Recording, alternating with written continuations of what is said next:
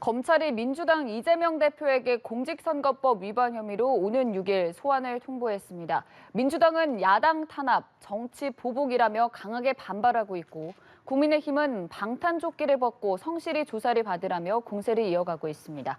한편 국민의힘은 오늘 당원 개정을 위한 상임전국위를 개최했는데요. 여러 가지 정치권 이슈들 짚어보겠습니다. 이종근 시사평론가, 남영희 민주당 인천동 미추홀구을 지역위원장 나오셨습니다.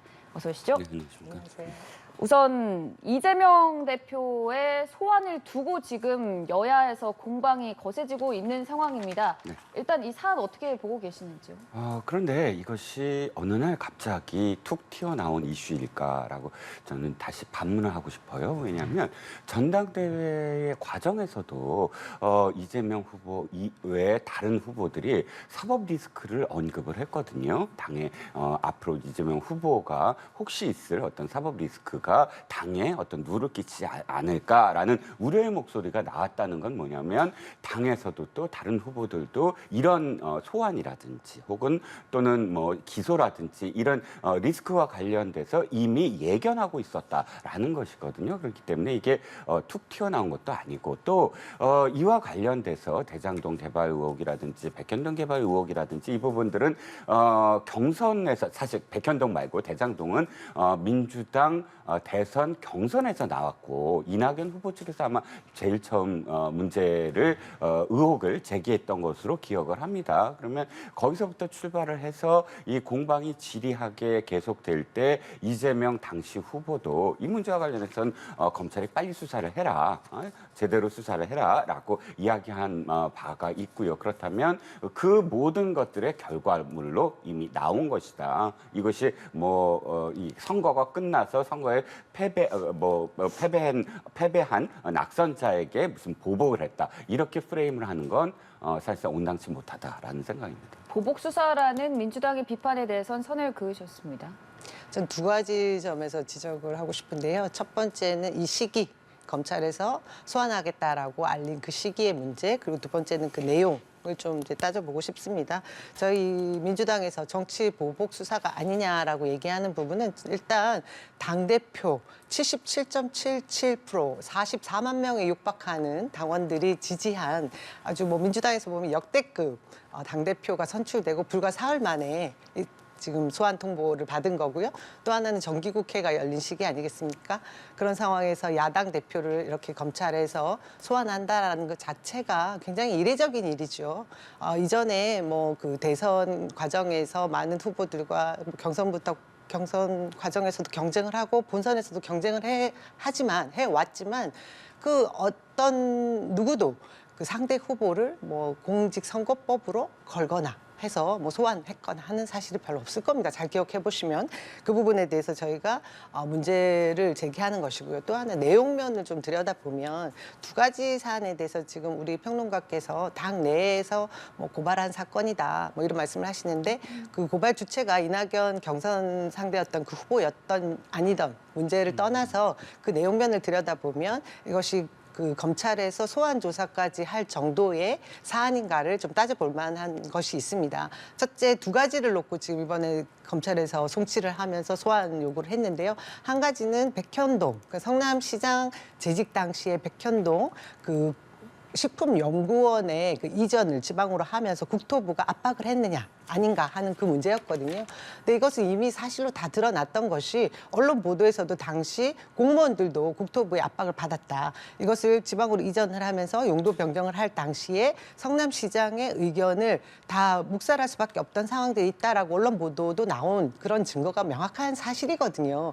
그것에 대해서 국감장에 나갔던 그 이재명 당시 후보가 협박을 받았다라는 그 추상적인 표현을 썼습니다. 이것은 낙선이든 당선을 위한 허위 사실로 보긴 어렵고 굉장히 추상적인 자신의 감정을 이야기했기 때문에 이것을 가지고 기소를 할 정도로 소환을 해야 될 조사 내용인가 이 부분이 문제가 있고요. 또 하나 대장동 관련 문제였더라고요. 그 안타깝게 대장동 관련 수사에 임하던 공무원이 죽음을 당하는 그런 일이 있었습니다. 그 부분에 대해서 본인이 잘 알지 못하는 공무원이었다, 하위직 공무원이었다라는 그 발언을 한 것을 또 문제로 삼았습니다. 근데 제가 뭐 개인적인 얘기를 드려서 좀 그렇긴 한데요. 제가 이재명 성남시장님 실에 제가 찾아간 적이 있습니다. 책도 들고 사인도 받고 그리고 출마의 변을 말씀드리고 뭐 제가 볼 땐 장시간 대화도 나누고 차도 마시고 사진도 찍었거든요. 이후에 경기도지사가 되시고 대선 후보 되셨을 때 그걸 기억을 못 하시더라고요. 저를. 그런 걸 보면 이런 늘공 그리고 하위직 공무원과 뭐 토론회를 했고 사진을 찍었고 뭐 해외를 갔다고 해도 기억을 못 하실 수 있습니다. 그 산하기관에 얼마나 많은 공무원들이 있습니까?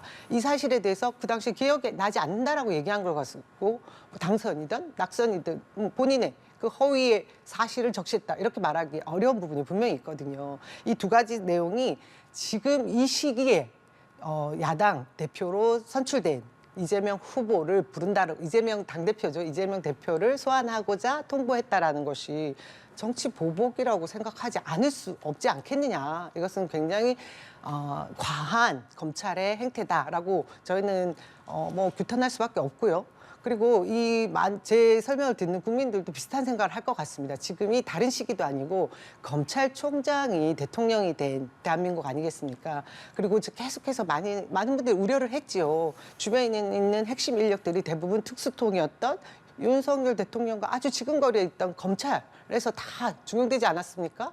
그분들이 잘할 수 있는 것은 결국은 검찰 당시 특수부 당시 했던 수사 행태인데 그것을 지금 이 민생 위기, 경제 위기, 국민들이 그렇게 실험하고 있는 이 상황에도 계속해서 그 정치 보복 수사처럼 비치는 이런 일들을 잘하는 일만 하고 있다라고 생각을 하니 이것은 야당 탄압이고 정치 보복 수사다 이렇게 얘기를 하고 같은 동의하는 생각을 가진 분들이 더 많을 것 같다 그런 생각을 합니다.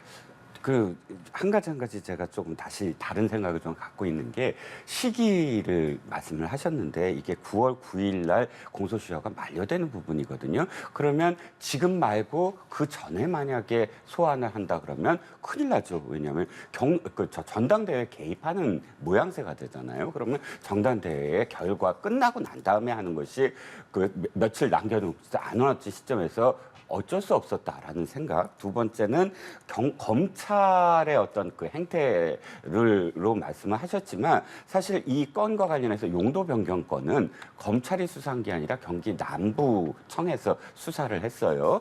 그리고 지금 8월 26일 날 기소 의견으로 지금 검찰로 넘깁니다. 그런데 문제는 검수완박법을 통과시켰잖아요. 민주당이. 검수완박법에 의하면 경찰이 기소 의견으로 낸 것을 검찰이 더 손을 못 댑니다. 그대로 기소를 해야 돼요. 옛날에는 검찰이 뭐 보완 수사를 지시를 한다거나 아니면 뒤집을 수가 있어요. 근데 수사 종결권은 지금 경찰이 갖고 있어요. 하기 때문에 경찰이 기소한 거, 기소 의견한 거는 검찰이 그 사람이 받았다라는 거. 그래서 이것이 검찰이 뭐 처음부터 특수통으로 나선 어떤 수사가 아니라는 거. 그다음에 고발 문제는 지금 상대 후보가 고발한 사안이 없다. 이게 지금 사법 바로 세우기 그 시민단체에서 고발한 건이라 지금 이 국민의힘이 고발한 건이 아니라는 거. 그리고 마지막으로 내용을 말씀하셨는데 내용은 전혀 다른 내용으로 지금 언론 보도가 나오고 있어요. 새롭게 등장한 건 두 건인데 하나는 동아일보 단독으로 이재명 후보 측에서 지금까지 주장하셨던 게 24차례나 공문을 보냈다. 그리고 협박을 했다라지만 24차례 중에 국토부가 지금 공문을 보낸 건 3건에 불과하고요. 그 3건도 당시에 그 공무원이 이것을 처리한 공무원이 증언을 했습니다. 최근에 이 언론 보도에 나왔는데 이 3건을 받았습니다. 그런데 이 3건이 의무사항이냐, 무조건 지켜야 되는 공공이전 에 관한 특별법이냐를 11월 달에 국토부에 회신을 해요. 물어봐요. 그러니까 12월 달에 국토부가 아니다. 이건 의무사항이 아니다. 라고 온 것을 이 공무원이 그렇습니까? 하고 그 공문들을 그대로 시장한테 보고했다는 증언이고요. 그다음에 24차례 중에 21건은 뭐냐 하면 용도 변경과 전혀 관련이 없는 한국식품연구원이 그 정 사장, 그러니까 이 개발업자와 손을 잡고 빨리 자기네들이 이전하고 싶어서 용도 변경과 관련된 공문이 아니고 지구 단위 계획 그리고 임대 아파트 이 부분과 관련해서 사업자의 이득과 관련된 것을 한국식품연구원 측이 대신해서 21차례나 공문을 보냈고 또 이 대부분은 용도 변경 이후에 고시 이후에 지금 보낸 것, 그러니까 용도 변경과 전혀 무관하다라는 것이 아예 그건 자료로서 그 24차례 어떤 그 공문을 다 이 동아일보가 보도에 띄웠더라고요. 보니까 뭐뭐뭐해서 내용이 다 나온 거니까 이건 용도 변경과 상관이 없다는 게 확정됐고, 하나만 더, 김문기 처장이 왜 문제가 되냐면 그 고인이 되신 김문기 처장이 바로 무엇이 관련되냐면 이재명 시장의 배임 혐의와 관련돼 있어요. 무슨 얘기냐면 왜 공무원들이 그때 이게 문제가 될 것 같다. 나중에 이 당시에 이제 부동산 경기가 굉장히 좋고 그러면 이거 보나마나 이득이 많이 생길 텐데 이거 초과 이익을 환수해야 됩니다라고 해서 건의를 해요. 이 안을. 근데 이게 갑자기 삭제돼요. 그날 오후에 삭제됩니다. 그런데 그것을 담당했던 분이거든요. 이분이 검찰에서 고인이 되기 직전에 증언했던 게 뭐냐면 이건 윗선에서 지시에 의해서 삭제됐다라고 증언을 합니다. 만약에 그 윗선이 이재명 시장이다, 이 가정입니다. 라고 한다면 이건 성남시와 그다음에 성남도시개발공사가 가져갔어야 될, 시민들을 위해서 가져갔어야 될 그런 그 초과 이익을 대장동 이 시행사인 화천대유한테 몰아주기 위해서 삭제한 게 아니냐, 이건 배임이다라고 결론을 내릴 수 있는 그런 증언을 할 수 있는 위치에 있는 분이에요. 그러니까 이분을 몰랐다? 라고 이야기하면 그것은 자신이 방어를 하는 것이거든요. 그러니까 이 배임 혐의에 방어를 하는 상황이 돼서 굉장히 물론 이 허위사실 공표만이 아니라 나중에 배임 혐의와도 굉장히 밀접한 어떤 관련이 있는 분이기 때문에 부인하는 게 아니냐라는 의혹이 지금 연결이 되고 있는 거죠. 네, 하신 말씀 있을 것 같습니다. 뭐 사안들에 대해서 굉장히 뭐 이렇게 상세하게 동아일보에서 나온 그 보도에 대해서 제가 아직 확인을 못했고요. 말씀하신 게 사실이라고 하면 지금 다루어지고 있는 경찰의 그 수사 내용들이 바깥으로 굉장히 상세하게 알려졌구나 하는 생각이 지금 얼핏 듭니다. 이런 상황들을 보면 여론전도 이제 시작됐구나 하는 생각이 드는데요. 말씀하신 대로 두 가지 다 그 사안들이 지금 공직선거법 위반의 소환장에 적혀 있는 내용들은 이재명 후보가 이런 사안들에 대해서 허위 사실을 유포했느냐 하지 않았느냐의 문제인데 지금 그것 사건 더 이상의 과정들을 말씀을 하시고 계시거든요. 지금 저희가 다루고 있는 내용과는 조금 다른 핀트가 다른 거다 이 말씀 드리고 이후에 그 사건들도 또 지금 말씀하신 대로 검찰에서 소환을 해서 새로운 사건으로 배임 내지는 뭐 이런 업무 뭐 직무유기 이런 사건으로 또 다루려고 할지도 모르겠습니다. 하지만 지금 문제가 되고 있는 것은 이재명 후보가 후보 당시에 제가 김문기라는 분을 모른다라는 거 하고 백현동에서 국토부에 압박을 받은 것을 협박으로 표현했다라는 두 가지거든요. 그 부분에 대해서 제가 말씀드린 건 추상적인 언어와 본인이 느꼈던 사실관계에 대해서 얘기를 했기 때문에 공직선거법에 다루기 굉장히 어려운 부분이 있는데도 불구하고 무리한 소환 조사를 하겠다라고 얘기한 것이 저희는 정치 보복 수사로 규정 지을 수밖에 없다 이 말씀을 드리고요. 또 한 가지는 지금 형평성 논란이 있습니다. 아까 뭐 야당 탄압이 아닐 수 있다. 이 사건이 명백하다 이런 말씀을 하시는데 지금 김건희 여사 수사 어떻습니까? 그리고 윤석열 대표, 그러니까 후보 당시에도 허위 진술을 한 부분이 있지만 대통령이 당선되고 나면 형사 소출을 할 수 없는 그 법 때문에 지금 저희들이 문제를 삼지 못하는 것들이 있고요. 그리고 김건희 씨에 관련된 허위 사실, 뭐 본인의 이력에 관련된 부분은 시인을 했음에도 불구하고 경찰에서 소환 조사도 없이 그냥 불송치 무혐의 처리했습니다. 그리고 도이치모터 주가 조작에 관련된 분들, 혐의자들 뭐 4명, 5명 구속 수사했음에도 불구하고 관련해서 김건희 여사 소환 조사했습니까? 하지 않았습니다. 근데 지금 당대표, 여당의 당대표를 이렇게 소환하겠다라고 하는 것이 굉장히 무리라는 것이고요. 저희들이 정치 보복이다, 야당 탄압이라고 말하지 않을 수 없는 것이 이런 경찰, 검찰의 이런 이중잣대를 말씀드릴 수밖에 없는 상황이 안타깝죠. 네. 계속해서 보복 수사라는 점을 말씀을 해주시고 계시는데 이재명 대표가 오늘 이 검찰 소환에 대한 입장을 밝혔습니다. 먼지를 털다가 안 되니 엉뚱한 꼬투리를 잡는다, 적절치 않다 이렇게 입장을 표명했는데 어떻게 들으셨는지요? 그 이재명 당대표가 대선 후보까지 될 때는 기초단체장 그리고 경기도지사를 거쳐오는 동안 정말 자신의 그 행정력을 추진력 있게 뭔가를 돌파하기 위해서 그때 박근혜 정부 때도 탈탈 털리면서 여태까지 오신 분이에요, 사실. 그 주변에서 너무 많은 분이 알고 있습니다. 지금 다루고 있는 이런 사안들도 사실 곰탕 끓인 듯이 또 끓이고 또 끓이고 또 끓이는 사건들이거든요. 대장동 사건 얼마나 시끄러웠습니까? 심지어 그 사건을 뭐 돈을 먹은 자가 범인이다 저희가 얘기를 했더니 결국 그 50억 클럽이 어디서 나왔습니까? 국민의힘에 관계된 분들이 대부분 나왔고요. 검찰, 판사 뭐 이런 사법 쪽에 관계된 분들이 대부분 관련이 있었지 않습니까? 정작 지금 이재명 당대표와 관련돼 있는 어떤 꼬투리 잡을 만한 것들이 없다 보니까 이제 허위사실 유포까지 이제 간 단계다 이런 말씀을 드릴 수밖에 없죠.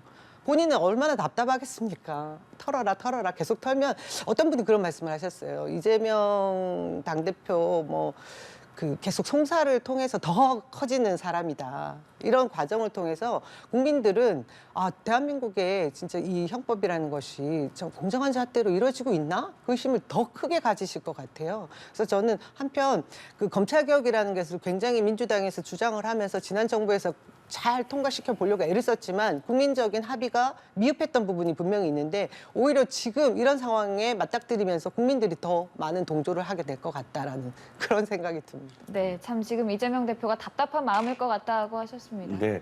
그런데 저는 이재명 대표가 오늘 광주 그 최고위를 열면서 그 모두 발언에서는 그런 발언이 없었어요. 네. 아까 이제 모두 발언 들었는데 그래서 이재명 대표가 그래도 어쨌든 당 대표로서 참 당당하구나 생각을 했거든요. 오늘 발언을 안 할 줄 알고. 근데 발언을 끝내 했습니다.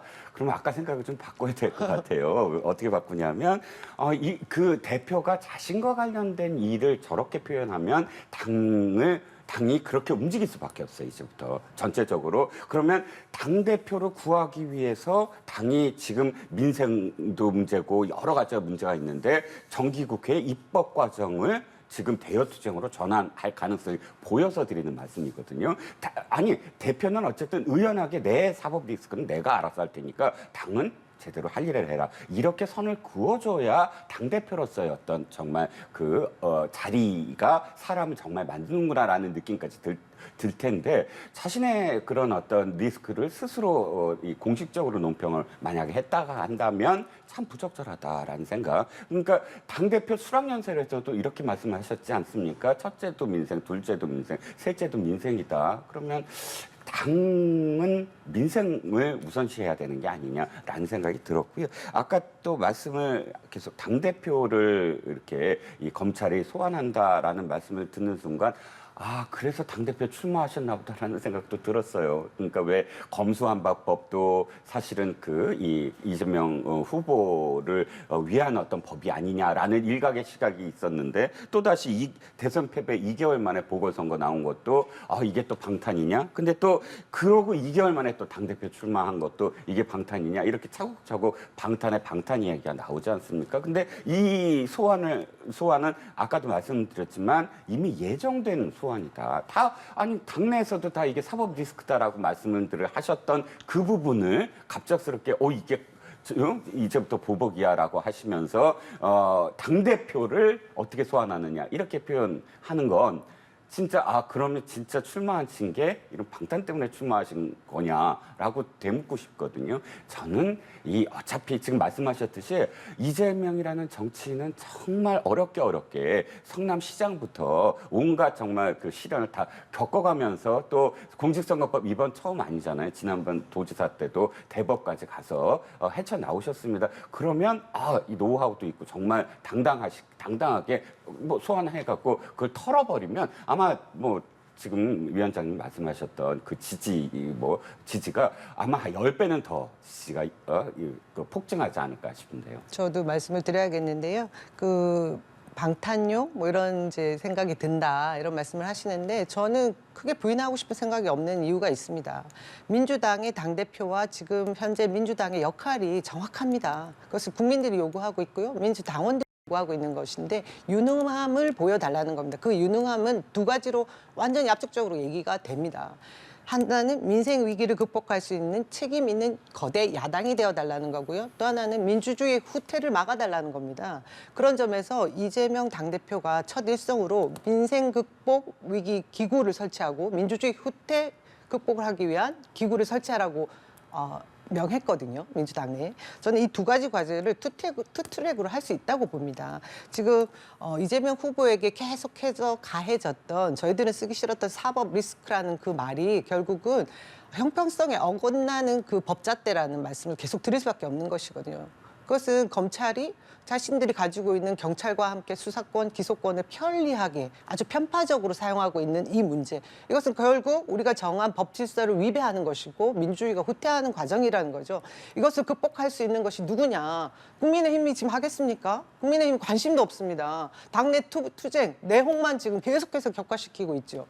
정부 어떻습니까? 윤석열 정부에 아까 말씀드린 대로 특수부 검찰 출신들이 다 요직을 차지하고 있고 대통령도 그 마인드에서 한 발짝도 더 나가신 것 같지 않습니다. 오늘도 경제 위기에 대해서 질문했더니 걱정하지 말라고 하시는데요. 어떤 대책도 내놓지 않고 걱정하지 말라는 얘기를 하고 있습니다. 지금 일각에서는 이 고환율 때문에 그리고 외화가 반출되고 있는 이 각 문제들 때문에 IMF 위기를 다시 맞을 수도 있다는 걱정들을 하고 있는데 그런 것에 대해서 터무니없는 걱정을 하지 말라는 말씀을 하고 있는 게 지금 윤석열 대통령이시거든요.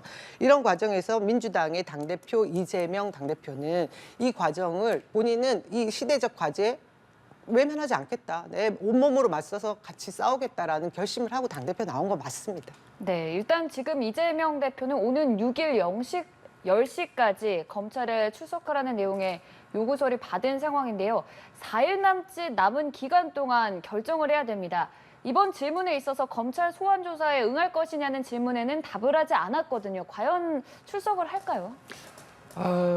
저는 뭐 그걸 분석하기에 앞서서 당위에 대한 말씀을 좀 드리고 싶어요. 네. 그러니까 해야만 한다. 하시는 것이 훨씬 더 당대표로서의 당당함과 의연함이다. 왜냐하면 아까 점진호 위원장님 마지막 말씀에 이렇게 생각이 드는 게 나를 향한 수사가 민주주의의 후퇴다. 이렇게 되면 안 되거든요. 민주주의의 후퇴는 어느 특정한 개인, 그 당대표든 누구든 간에 특정한 개인이 개입이 돼서 당을 움직이거나 하는 것이 완전히 사당화의 어떤 걱정을 했던 이유이기도 하고요. 사당화에 대한 걱정 역시 국민의힘이 걱정하지 않고 민주당 내부에서 나온 이야기거든요. 이게 이재명의 당이라는 말씀을 또 왜 드리냐면 김대중 대통령은 굉장히 많은 당을 만드셨어요. 새천년 민주당부터 뭐 기억하시겠지만 평화민주당부터. 그런데 김대중 대통령은 당시에 한 번도 내가 만든 당이다라는 표현을 쓰지 않았어요. 나의 당이다라고 표현을 쓰지 않았어요. 동지가 만든 당이다. 동지의 당이다라고 이야기했습니다. 그런데 이재명 지금 당대표는 사실 정당 활동은 처음이거든요. 제가 알기에는 당원이 돼서 스스로 정당의 어떤 그런 기구에 들어가서 당을 어떤 활동한 게 이번이 국회의원도 처음이고 당을 직접 들어가서 당의 어떤 상황이 되는 것도 처음이고 당 대표로서 당을 운영하는 것도 당연히 처음이신 분인데 그런 시각 후보 시절에 나온 얘기잖아요. 이재명의 민주당. 그러면 안 되죠. 그건 민주주의적인 어떤 정당 민주주의의 어떤 시각에게는 위배된다. 그리고 그런 어떤 발언 때문에 도리어 내가 지금 수사를 받고 있기 때문에 이건 민주주의 후퇴물로 민주당이 다 나서서 나의 수사를 방어해달라 또는 뭐 검찰에 이 상대해달라 이렇게 지금 여겨지게 만들면 지금 계속 위원장님이 말씀하셨듯이 이게 국민의 목소리라고 하지만 국민들이 그것을 이게 사당화시키는구나라고 저는 바라본다는 겁니다. 제가 발로 짧게 할게요. 평론가님, 그 이재명 당대표가 본인 문제만 해결해달라고 한 거 절대 아닙니다. 이거 논리 비하기 심하신 거고요. 그리고 당 생활하지 않았다고 하는데 제가 기억하는 2007년에 부대변인 하셨어요. 그리고요, 당 생활했는데 그 이후로 행정직으로 갔으니 당 생활할 수 없는 상황이었고 그 행정시장 재선 그리고 경기도지사 하는 그 8년 굉장히 잘했기 때문에 영선에 대통령 후보도 됐고요. 이번에 또 국회의원도 되지 않았습니까? 그리고 압도적인 표로 당대표도 됐고요. 저는 당인의 자세로 부족함이 없다라는 생각을 하고 민주당의 굉장히 소중한 자산이고 훌륭한 인물입니다. 지금 상징이 됐습니다. 근데 그 과정을 이렇게 폄훼하시면 안 될 것 같고요. 저는 왜 형평성에 어긋나는 이 법잣대가 문제다라고 말씀을 드리면서 민주주의 후퇴를 말씀드렸느냐. 국민의힘 어때요? 지난번에 대선 과정에서 66명의 국회의원들이 연명을 하면서 성명서를 발표했습니다. 이재명 아들, 후보 아들의 그 입시 의혹에 대해서, 문제에 대해서 허위 사실을 유포한 거. 명백한 사실로 적시되어 있습니다. 이것은 선거법 위반에 100% 해당될 수 있는 겁니다. 어떻게 처리했습니까? 경찰 불송치했습니다. 이 과정들을 보면 정말 공정하지 않은 지금 대한민국의 법을 말씀드리지 않을 수 없고요. 이건 민주주의 후퇴죠. 네. 이제 좀 수사 전망을 좀 해보자면 앞서서 평론가께서 이 당위성을 짚어주셨지만 이재명 대표가 소환 조사에 응해서 좀 모습을 드러낼 가능성, 또 앞으로 기소될 가능성 이런 부분들을 좀 전망을 해보자면. 계속해서 뭐 이 정치 일각에서는 네. 무조건 이재명 당대표를 기소할 것이다. 네. 그리고 심지어 구속 수사까지 할 것이다라는 얘기가 공공연하게 돌았습니다. 그 시기는 당대표가 되자마자 할 것이다. 예견한 대로 다 되고 있습니다.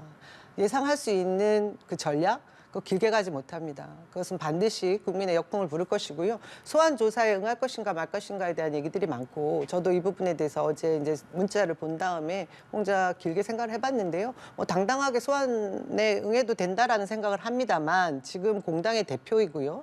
이전의 사례들과 더불어 볼 때 그리고 지금 중요한 것은 정기 국회 과정에 있고 많은 국회의원들이 지금 그런 상황들에 맞닥뜨렸을 때 임하지 않았던 이유들을 두루두루 살펴서 제가 볼 때 합리적인 뭐 그런 판단을 하실 걸로 생각이 들고요. 어떤 판단을 해도 저는 이 사안 자체가 굉장히 문제가 많은 사건에 연루되신 거기 때문에 국민들이 뭐 소환에 응하든 응하지 않든 그것 가지고 크게 문제 삼을 것 같지는 않습니다. 네, 당장 출석을 두고도 민주당 내에서는 서면으로 해야 된다. 여러 가지 의견이 분분한 상황인데요. 며칠 내에 저희가 또 결과를 알 수 있을 것으로 보이고요. 민주당 상황 여기서 마무리 짓도록 하겠습니다. 국민의힘은 오늘 오전에 상임 전국위를 열고 새 비대위 전환을 위한 당원 개정안을 의결을 했습니다. 이제 오는 5일에 전국위를 열고 추석 연휴 전까지 새 비대위 출범을 한다. 이 계획대로 지금 순차적으로 진행되는 모습입니다. 네, 그렇습니다. 이제 상임정국위가 어떤 의미에서는 법사위나 마찬가지거든요. 뭐 이 본회의, 국회 본회의가 이 전국위원회로 제가 비유를 한다면 모든 입법 과정에서의 마지막은 본회의잖아요. 그 마찬가지로 정국위가 오늘 이 상임정국위가 추인하고 그다음에 의결한 의총에서 추인하고 오늘 의결한 안을 최종적으로 회부해서 안건을 상정을 해서 결정을 할 겁니다. 그러면 지금 거의 7분 홍선 이상 지금 뭐 넘었다고 생각을 하고요. 55명 중에 32명 재석을 했으니 요건도 완비가 됐고 지금 문제의 핵심은 이준석 대표가 계속 가처분을 네. 신청을 하고 있는데 특히나 전국위와 관련해서 신청을 했더라고요. 근데 이번에는 아마도 법원에서 안 받아들여질 가능성이 큰 것이 지난번에 결정문을 좀 많이 이렇게 읽어봤더니 네. 사실상 상임정국위와 정국위의 그 절차적 정당성은 인정을 했더라고요. 이를테면 왜 그 직무대행도 할 수 있다. 권한대행만 예를 들어 비상 상황을 선포하고 뭐 최고위, 그러니까 비대위로 할 수 있다라고 되어 있던 거를 지난번에 왜 당원을 개정했잖아요. 그런데 법원의 결정문 속에서는 그 자체는 인정을 했어요. 즉 지난번에도 상임정국위와 정국위가 열려서 결정한 것은 정당하다라고 유추를 할 수가 있고 문제는 처음에 최고위에서 문제가 있다라는 것이고요. 그러니까 지금 열리는 상임정국위와 정국위가 의결하는 어떤 과정이라든지 내용에 대해서 또다시 아마 법원이 이거 비상 아니다라는 그 논점으로 절차적 정당성을 문제시 삼지는 않을 것 같아요. 왜냐하면 또다시 말씀을 드리지만 지난번과 지금의 상황이 다른 게 지난번의 판단은 최고위원들이 애매했어요. 최고위 사퇴한 건지 안 사퇴한 건지 참 애매하면서 그 상황을 아예 만든 거다라고 법원이 결정을 하지 않았습니까? 근데 지금은 아예 다 사퇴를 했어요. 이미 당에 이미 사퇴서를 냈고 그렇기 때문에 김용태 최고위원 1명, 당연직 최고위원 원내대표, 정책위 의장 3명밖에 안 남은 건데 그러면 지금 법원이 결정한 대로 전국위에서 보고를 하면 되지 않느냐 이런 얘기가 또 나오는데 왜 그게 안 되냐면 예를 들어서 국회의원 300명 중에 200명이 지금 문제가 생겨서 거리 상황일 때 200명을 보고를 하나요? 불가능하죠. 그럼 총선을 해야 되는 거죠. 마찬가지로 9명 중에 5명을 지금 다 보고를 한다? 불가능하죠. 전국이라는 건 600명밖에 없어요. 근데 원래 최고위원은 당원이 다 결정하게 돼 있거든요. 직선으로. 그러니까 직선으로 지금 국회의원을 뽑아야 되는데 이게 거리임으로 200명을 간선을 해버린다. 이렇게 돼요. 그러면 아마도 이것도 나중에 가처분 소송하면 거꾸로 이쪽에서 가처분 소송하면 그거 안 돼. 정당성의 크기에 비례하지 않아. 결정문에 나온 표현입니다. 그 법원이 아마 판사가 그렇게 얘기해요. 정당성 크게 절대 불필요하지 않는다. 그러니까 지금 최고위로 돌아갈 수 없는 상황이 인위적이 아니라 자연적으로 지금 발생해 버린 거예요. 그래서 법원이 또다시 그렇게 판단할 수 없는 상황이다라는 겁니다. 그러니까 이전에 법원이 이준석 전 대표의 가처분 신청을 인용한 거는 최고위원들이 사퇴하는 등 이 비상 상황에 있어서 문제가 있다고 크게 봤고 이번에 전국위를 열고 여기에 대해서 이준석 전 대표가 가처분 신청을 한 거는 인용될 가능성이 없다고 하셨는데 같은 생각이신지요? 같은 생각 아닙니다. 네.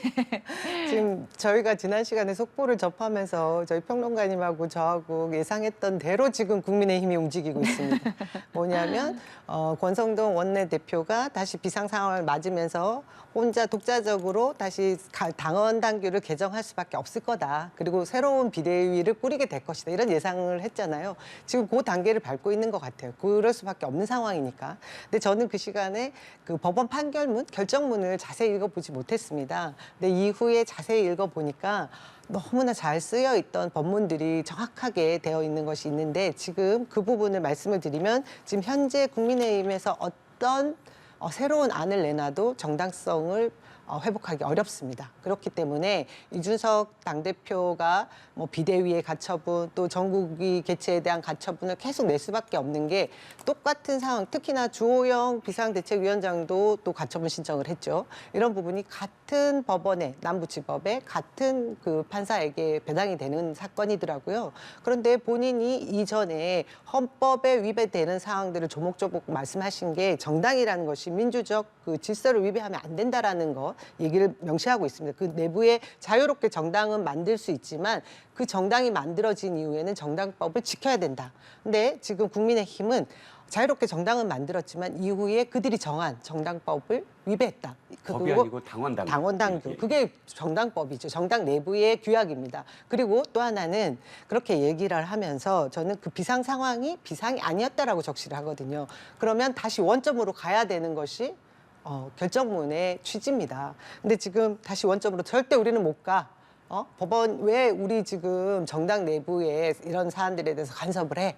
이런 얘기를 하고 있거든요. 이것은 큰 틀에서 보면 헌법을 완전히 그러니까 위배하는 그런 헌법 정신을 위배하는 얘기를 서슴없이 하고 있는 것이 국민의힘이고요. 내놓을 수 있는 안들이 계속해서 다시 상임 정국위를 열고 새로운 비대위를 당원 당규를 개정해서 새로운 비대위를 만든다 해도 저는 이것은 법 취지에 어긋난다라는 애초의 판결에 부합하지 않기 때문에 정당성을 회복할 수 없다. 9월 14일 날 그 결심 다시 또 심리 기일이라고 판정문이 나오는 그 날짜가 정해졌는데 그때도 똑같이 인용될 수밖에 없다. 왜냐하면 그 판사가 똑같은 사안을 두고 자기 모순적인 발언을 할 수 없는 상황이거든요. 저는 그렇게 보고 있어서 국민의힘 굉장히 안타깝습니다만 국민의힘이 법을 지키고 법을 만드는 당사자로서의 그 정당성을 회복해야 되는 것이 급선무고요. 이후에 얘기들이 막 들리는 거 보니까 윤핵관, 그 외에 또 새로운 윤핵관, 이런 분들이 등장을 하더라고요. 그런 내용들은 결국은 지금 권성동 직무대행, 이분의 이 사고의 전체 책임을 물어서 원내대표를 아예 새로 뽑자 이런 과정의 그 목소리들이 나오는데요. 저는 일정 부분 그 과정에 있어서 대통령의 의중도 있는 것 같습니다. 이 국민의힘 내용 전체에 가장 중요한 의사결정을 했던 분이 대통령이고 지금 흘러가는 상황들의 법의 문제도 그렇고 다양한 생각을 하고 나서 지금 대통령실에 있는 행정관들 그 실무자들을 막 이제 퇴출을 시킨다고 하잖아요. 거의 80명이라고 그래요. 120일 정도 된 정부에서 이런 일이 전혀 없었거든요. 근데 그 내용을 이면을 들여다보면 저희들이 알고 있다라는 그 윤핵관, 권성동, 장제원 이런 의원님들이 그 안에 내부에 발탁해서 넣은 그런 직원들을 다 퇴출시키는 모습을 보여주면서 국민의힘 내부에도 새로운 힘의 균형을 만들어라라는 요구인 것 같거든요. 제가 보기에는. 그래서 지금 어떠한 상황이 다시 이렇게 돌아가도 꼼수일 수밖에 없는데 한 가지 방법은 진짜 원내대표를 새로 선출하는 거 맞지 않을까? 그런 생각이 들죠. 네, 과연 이준석 전 대표의 가처분이 이번에도 인용이 될지 오는 14일에 법원에 신문이 이루어질 예정이고요. 잠깐 짚어주셨지만 확실히 지금 윤리위에서는 이준석 전 대표에 대한 추가 징계를 또 논의한다는 소식이 있고 또 여기에 윤핵관이라고 불렸던 장제원 의원이 좀 후퇴한다. 이렇게 좀 국민의힘 내부적으로도 격변의 시기를 겪고 있는 모습입니다. 네. 위원장님도 계속 뭐 주장을 하셨지만 저도 거기에 동조를 했어요. 그러니까 이 모든 사태의 책임을 지고 윤핵관이 후퇴해야 된다. 일선에서. 그리고 원내대표 사실 사퇴해야 된다라고 저도 계속 주장을 했고요. 근데 이제 선후의 문제인 것 같아요. 뭐 어쨌든 권선동 원내대표도 이 사퇴 수습후 완전히 뭐 물러나겠다라고 확언을 한 것 같고요. 그러면 일단 의원직을 물러나라 이렇게 얘기할 수는 없잖아요. 그건 국민들이 선출하니까. 저는 장제원 의원이 표명한 거 개파 활동하지 않겠다. 그리고 임명직하지 않겠다. 이건 사실 할 수 있는 최대치라고 저는 생각을 해요. 여기다 이준석 대표가 뭐 또 속지 마라 또 나올 거다. 이거는 사실 정치도 이상 하면 안 되는 어떤 발언일 것 같고요.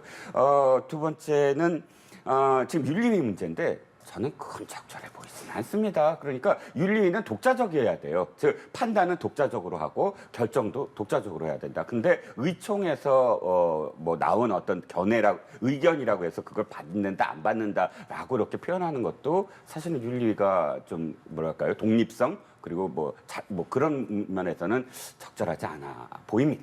네, 알겠습니다. 하실 말씀, 네, 없습니다. 오늘 말씀 여기서 듣도록 하고요. 지금까지 남영희 위원장 그리고 이종근 평론가와 함께했습니다. 고맙습니다.